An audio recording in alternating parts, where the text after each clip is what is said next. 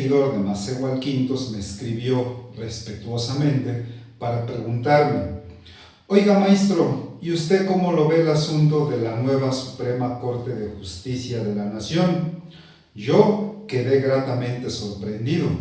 No pensé que a alguien pudiera interesarle lo que pienso al respecto.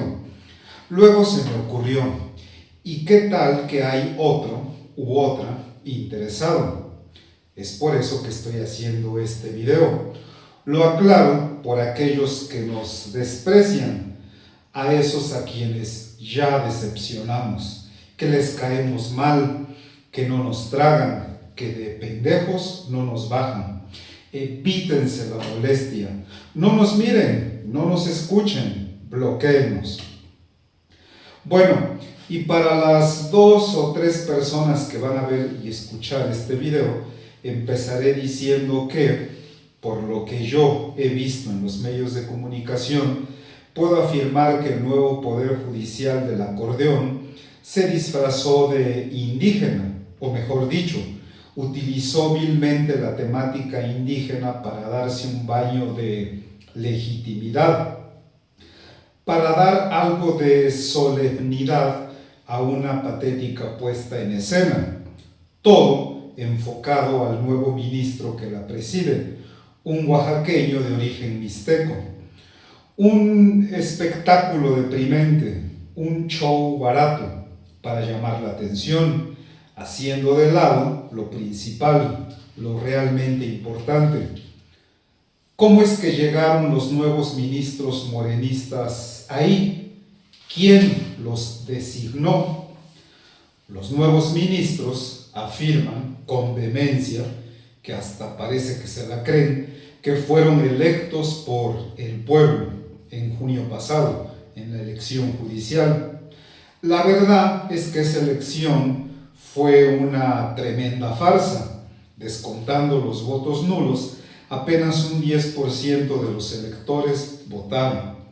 Fue ridículo, ofensivo, denigrante verlos hacer campaña política para obtener el hueso. ¿Cómo que hacían propuestas? ¿Cómo que hacían promesas? ¿Cómo que hacían compromisos? Para llamar la atención, algunos se hacían los chistositos, cual payasos, para caer bien y ganar popularidad en las redes sociales. Los encargados de impartir justicia deben ser los mejores, expertos en el conocimiento y la interpretación de las leyes constitucionales, no personas cuyo único mérito es ser leales, incondicionales a Morena. Y luego, eran tantos, un chingo de candidatos, una bola de desconocidos y un montón de cargos, también desconocidos para la mayoría de la población. Los ministros y jueces no se deberían de votar.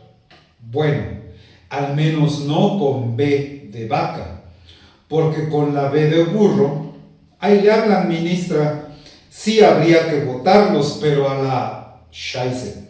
Bueno, es en ese contexto que aparecieron los acordeones del bienestar, porque sí hubo toda una operación acordeón.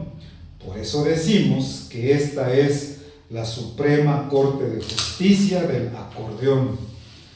En su edición de la primera semana de septiembre, la revista Proceso documenta dicha operación, describe cómo la maquinaria oficial del régimen morenista, con recursos públicos, se aseguró del control judicial en los comicios del pasado 1 de junio y cómo, pese a las impugnaciones, las autoridades electorales validaron el proceso, mientras la Organización de Naciones Unidas critica a la 4T por ignorar sus observaciones. Léanla, está bien interesante. Así, los acordeones del bienestar fueron papeles impresos a manera de folletos en los que se sugería, se inducía por quién votar, y se repartieron por miles y miles y miles por todas partes. De manera que los pocos ciudadanos que votaron lo hicieron por los candidatos afines al régimen cuatroteísta, y esos, cuyos nombres aparecían en los acordeones, pues son los que ganaron. El proceso de la elección del Poder Judicial estuvo viciado, acochinado, pervertido, corrompido de origen. ¿Alguien se acuerda de cómo fue que Morena consiguió la mayoría legislativa para aprobar dicha reforma? Hoy usan lo indígena, y no para limpiar su cochinero, sino para esconderlo, desviar la atención. Por eso es que pusieron en marcha la puesta en escena de un espectáculo de temática indígena. Al respecto, yo veo y digo tres cosas. Uno, sobre el ministro presidente Hugo Aguilar. En la historia de los pueblos indígenas de México no hay término medio, no hay neutralidad, solo hay de dos opciones. La una, la lucha digna por sobrevivir, el camino de la resistencia y la rebeldía. La otra, rendirse, venderse, claudicar, servir al poder, sea este del signo o la corriente que sea. Es cierto que mediando el siglo XIX, un indígena oaxaqueño de origen zapoteco, el Beno Juárez, fue ministro de la Suprema Corte, primero, y presidente de la República, después. Pero también es cierto que su gobierno y sus leyes despojaron a los pueblos indígenas no solo de sus tierras, sino también de su identidad. Juárez era un indito de piel morena, pero su corazón era del color del dinero.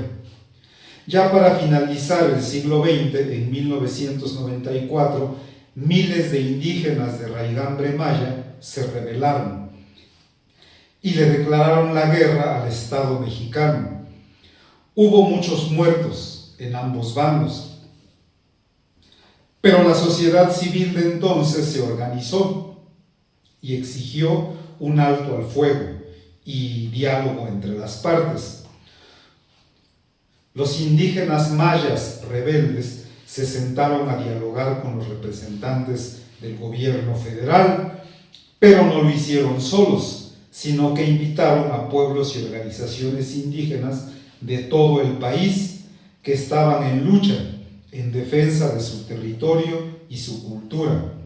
Así fue que en 1996 se juntaron, unieron y reunieron los pueblos indígenas del México profundo para dialogar con el gobierno federal en un pueblo del estado de Chiapas que se llama San Andrés, y ambas partes firmaron unos acuerdos, los acuerdos de San Andrés, y que el gobierno federal incumplió. Hugo Aguilar es un indígena oaxaqueño de origen mixteco, de eso no hay duda. Hace 29 años, siendo un joven abogado, se acercó a conocer, cual turista revolucionario, la lucha de los pueblos mayas, la cual, no está de más recordarlo, sigue vigente al día de hoy. Y ya ahí, él se sacó la foto con el entonces subcomandante insurgente Marcos, jefe militar del Ejército Zapatista de Liberación Nacional. Luego anduvo de aquí para allá y en algún momento se acercó al poder, o tal vez el poder se acercó a él. Y bueno, la cosa es que empezó a trabajar en las instituciones del Estado mexicano y fue subiendo de puesto en puesto hasta llegar con Andrés Manuel López Obrador a organizarle sus consultas indígenas, por ejemplo, la del Tren Maya. Y debido a su indudable lealtad al obradorismo, recibió el premio mayor, que es donde hoy está sentado con su bastón. 2. Sobre los rituales indígenas. El poder tiene un origen divino. La raíz teológica de la legitimación del poder se encuentra en la idea de que Dios es la fuente última de poder. En su forma más radical, esta concepción dio lugar a la teoría del derecho divino de los reyes, de acuerdo a la cual los monarcas actúan como sus representantes en la tierra y su autoridad emana directamente del Dios en cuestión. Esta visión prevaleció en la Edad Media y la Edad Moderna.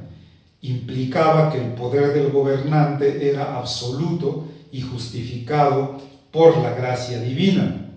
Esta idea prevaleció y prevalece aún después de la independencia de México de España.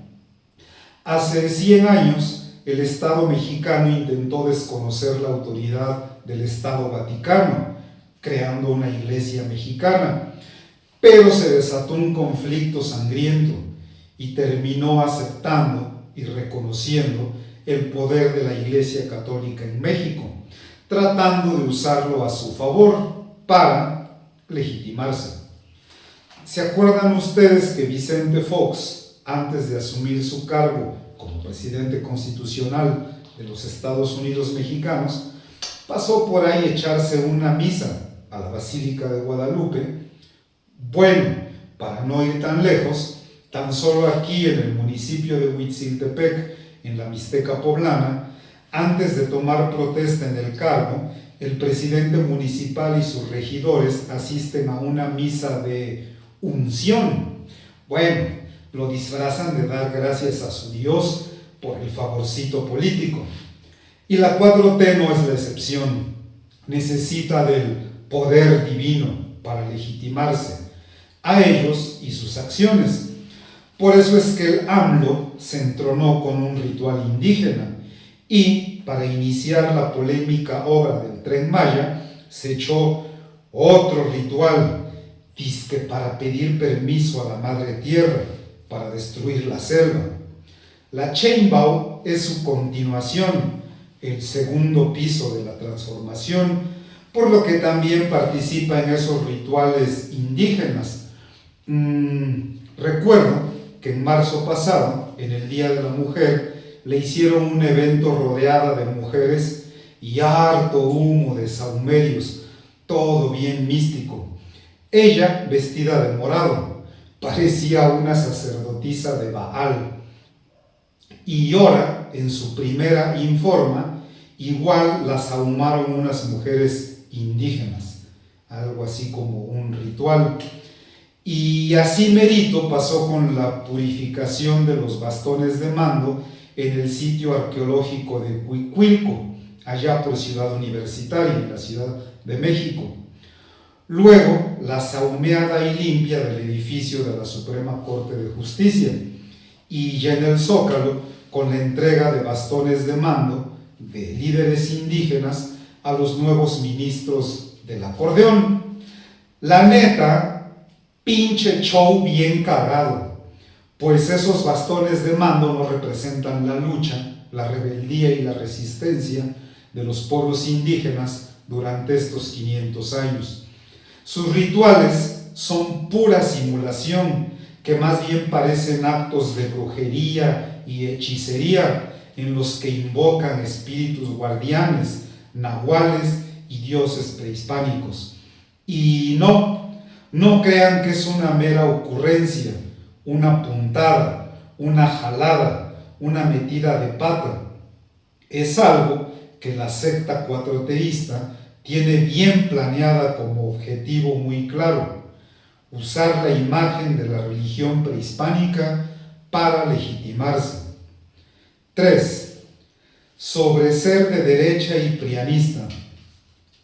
Cuando uno expresa una crítica, es decir, un juicio formal y razonado sobre las acciones políticas, instituciones y figuras de la esfera política, analizando las relaciones de poder, las injusticias y los efectos sociales o económicos para cuestionar el poder, usualmente los fanáticos de la secta cuatroteísta nos acusan de ser de derecha y prianistas, y hacen sus clásicas preguntas a manera de reclamo como: ¿y tú qué hacías?